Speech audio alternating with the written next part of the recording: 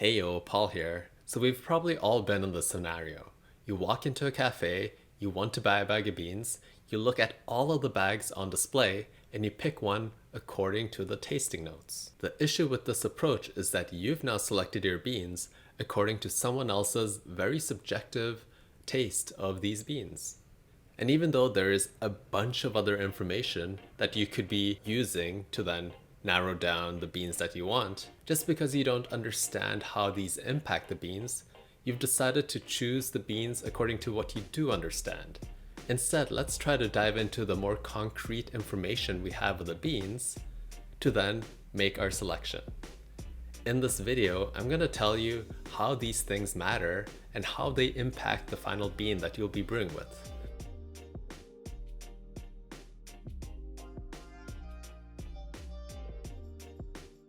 Every bag of beans should have a roasted on date. This is extremely important because beans, they go stale and they have a specific lifespan that you should be consuming them in. From personal experience, beans taste the best between 2 days and 1 month after roasting. Before 2 days, the beans are too fresh to brew with, and after 1 month, it starts to lose its freshness. The next thing is flavor notes, and this can come in forms of like a description or like a pie graph of what you should be tasting or like some kind of visual graphic. And the issue with these pieces of information is that it's subjective. The roaster roasted their beans and then they did a cupping session tasting their beans, and then their opinion on that bean was, oh yeah, it's very juicy, you should be experiencing these kind of flavors. You can use this information to get a quick top-down view of the bean. However, this information is still very subjective and you should be taking it with a grain of salt. Another thing I've realized with tasting notes, whenever they mention something, you either try to chase that flavor or you kind of get disappointed when you don't experience that flavor, even though you've had a really great cup. So instead of honing in on specific flavors, yet again, just try to get the general gist of what they're trying to convey with their flavor notes. So if they say something like apricot and blackberries, maybe just think of a sharp berry acidity with some fruity juiceness instead, because that will allow you to make your own decisions on what you're actually tasting in your final cup of coffee. Origin is an interesting one because different origins have different characteristics. And as you taste more beans, you will start to understand and pinpoint what origins you really enjoy. So for example, I really enjoy Ethiopian origins because they have a light, fruity, and like tea-like consistency to their coffee beans. If you want something a bit more juicy, then maybe go for a Kenyan bean. And this is like general characteristics of specific origins. Now down the road, you'll start tasting the beans on your own and you'll draw those own conclusions of what you like and what you don't like. Here are some general characteristics of regions that you can look into. Asia has a very bold, earthy, and herbal characteristic to their bean. Central America has a balanced, acidic, and bright characteristic to their bean. South America has a spicy, rich, and clean characteristic to their bean. And Africa has a fruity, floral, and delicate characteristic to their bean. The next stat is meters above sea level, and this refers to the elevation of the farm that the bean was grown at. So if it says 2,000 meters above sea level, that is the elevation of the farm where the beans were grown. So what kind of information does meters above sea level give you? Beans that are grown at a higher elevation are more dense. They also usually take longer time to fruit. And these two qualities really impact the final bean. So more dense beans means that they create less fines. More dense beans also means that you need to use more energy to extract from the bean. A longer cultivation time also usually means that the beans are a bit more complex in flavor.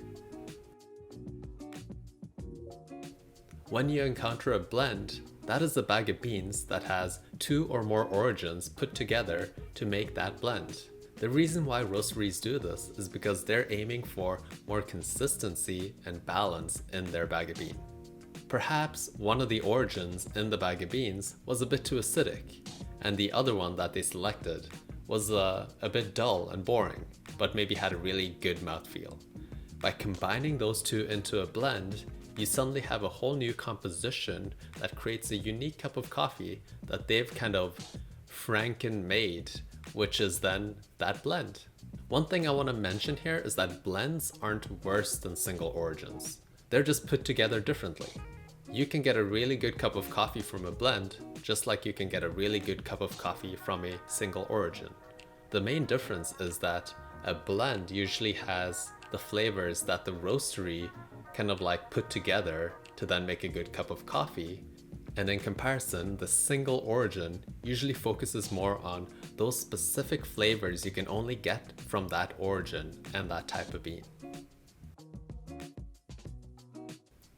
Whenever you see the word processed on a coffee bag, they're usually referring to the technique they used to convert coffee cherries into green coffee beans. The three techniques that are usually most mentioned are natural, washed, and honey. The natural process just takes the coffee cherry and suns them in the coffee cherry so that the coffee cherry dries out and infuses the coffee bean with a lot of flavor. It is the process that is the least consistent, but also has the highest potential for flavor of the three processes. The washed process takes the coffee cherry through a machine called the depulper and removes the whole cherry aspect, leaving a naked green bean. Then they dry it out. The honey process takes the coffee cherry through the depulper, but this time the setting on the depulper is a bit more coarse, meaning that some of the cherry is still on the green coffee bean when it exits the depulper. And it's kind of like in between natural and washed. So you still get some of the more intense and interesting flavors from the flesh of the cherry. However, it's not the full-on cherry that is drying out and infusing the coffee bean. The next thing is varietals, and I like to compare this to apples because apples have a lot of different varieties in their selection, like Red Delicious, Gala, Fuji, Honeycrisp, Granny Smith, and the same thing goes for coffee beans. There are two camps that varieties land into. It's the Arabica and Robusta category. The big differences between these two umbrellas of varieties is that the Robusta bean has more caffeine than the Arabica bean, but the Arabica bean is used in specialty coffee because it emphasizes flavor and quality. I really enjoy this graphic made by Coffee Co. Mission that showcases a lot of different varietals in a nice visual graphic. When I was scanning the list, I could only point out 10 or so that I know that I've consumed. So there's a lot out there that I've not tried, which is really exciting. One cultivar is not better than the others. It's just a different flavor and taste and experience. So make sure to try as many as you can. Whenever a beanbag says filter beans or espresso beans, this is usually just a recommendation.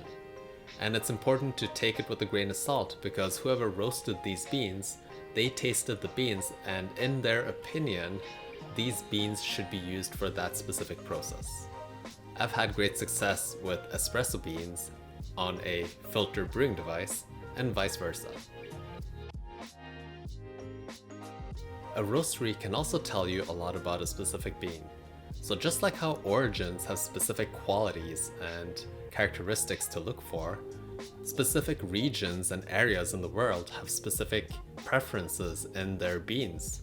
For example, in some Scandinavian countries like Norway, Sweden, and Denmark, they really like their light roasts, acidities, and very delicate and nuanced cups of coffee. And in comparison, in Japan, they really enjoy their dark roasts, their chocolatey, caramelly tasting notes. So if you want one of these specific qualities in your cup of coffee, why not get beans from the country that really enjoys that type of cup? Because they have really perfected and pushed the boundaries of that type of cup. In my case, I really enjoy the light, tart, and acidic beans, so I've been on multiple coffee subscriptions like Coffee Box and Bean Bros that emphasizes Scandinavian roasteries. I've also tried Kurasu, which is a Japanese coffee subscription, but the beans just weren't something that I enjoyed the most. But it might be something that you enjoy. Now let's talk about specific tags like organic. A organic tag means that the beans have not been exposed to synthetic fertilizers or other chemicals. Fair trade means that everyone that have been a part of making this green bean have been paid fairly.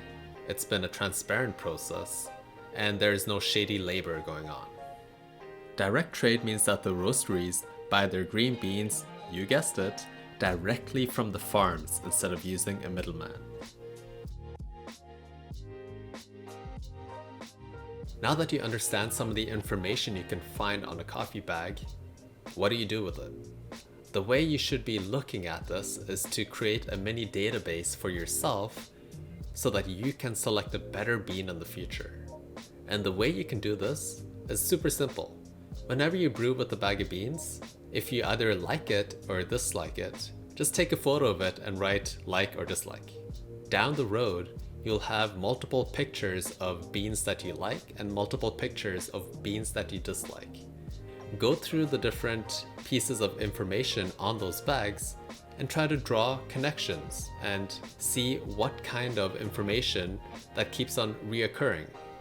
If the beans that you like always come from a specific origin, well, guess what? You like that origin and you should be buying more beans from that origin.